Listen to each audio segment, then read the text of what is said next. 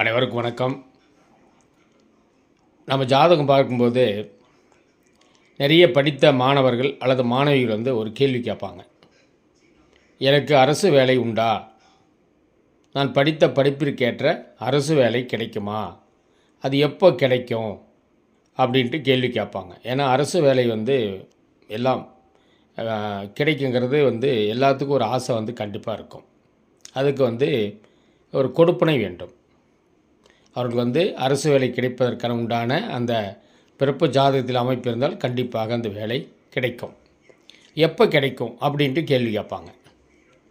அப்போது ஒரு ஜாதகத்தில் கோச்சார சூரியன், இப்போ கோச்சார சூரியன் லக்கணத்திற்கு வந்தாலும் சரி, அல்லது லக்கணத்துக்கு 2ஆம் இடத்தில் கோச்சார சூரியன் வரும்போதும், அல்லது லக்கணத்திற்கு 4ஆம் இடத்தில் கோச்சார சூரியன் வரும்போதும், அல்லது லக்கணத்திற்கு 6ஆம் இடத்தில் கோச்சார சூரியன் வரும்போதும், அல்லது லக்கணத்திற்கு 9ஆம் இடத்தில் கோச்சார சூரியன் வரும்போதும், அல்லது லக்கணத்திற்கு 10ஆம் இடத்தில் கோச்சார சூரியன் வரும்போதும், அல்லது லக்கணத்திற்கு 11ஆம் இடத்தில் கோச்சார சூரியன் வரும்போதும் கண்டிப்பாக அந்த மாதங்களில் அரசு வேலை கிடைக்க வாய்ப்புண்டு.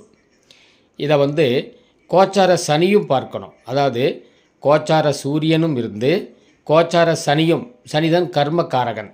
ஸோ சூரியன் என்பது அரசு வேலை கர்மாப்படி கிடைக்குமா அப்படின்ட்டு பார்க்குறதுக்கு சனி பகவானுடைய அருள் தேவை. அப்போ சனி பகவானுடைய பார்வை அல்லது சனி பகவானுடைய தொடர்பு இருந்தால் கண்டிப்பாக அரசு வேலை அந்தந்த மாதங்களில் கிடைக்கும்.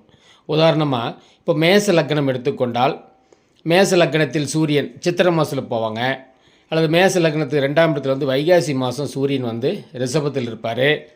4ஆம் இடமான அந்த கடகத்தில் ஆடி மாதம் இருப்பாங்க. புரட்டாசி மாதம் சூரியன் அந்த கன்னி ராசியில் 6ஆம் இடத்தில் பயணிப்பாங்க. அதே போல் 9ஆம் இடம் சொல்லக்கூடியது மார்கழி மாதத்தில் சூரியன் 9ஆம் இடத்தில் பயணிப்பாங்க. அதே மார்கழிக்கு அடுத்தது தை மாதம் 10ஆம் இடத்துல பயணிப்பாங்க. மாசி மாதம் கும்பத்தில் பயணிப்பாங்க. இந்த மாத காலங்களில் கண்டிப்பாக அரசு வேலை நிச்சயமாக உண்டு. கோச்சார சனிபவன் 12ஆம் இடத்தில் இருக்கிறனால ரிஷப, அதாவது 3ஆம் பார்வையாக 2ஆம் இடத்தை பார்க்குறாங்க, 7ஆம் பார்வையாக 6ஆம் இடத்தை பார்க்குறாங்க, 10ஆம் பார்வையாக 9ஆம் இடத்தை பார்ப்பதால் கண்டிப்பாக இந்த மேச லக்னம் மேச ராசிக்காரருக்கு இந்த வருடம் அரசு வேலை நிச்சயமாக உண்டு. நன்றி, வணக்கம்.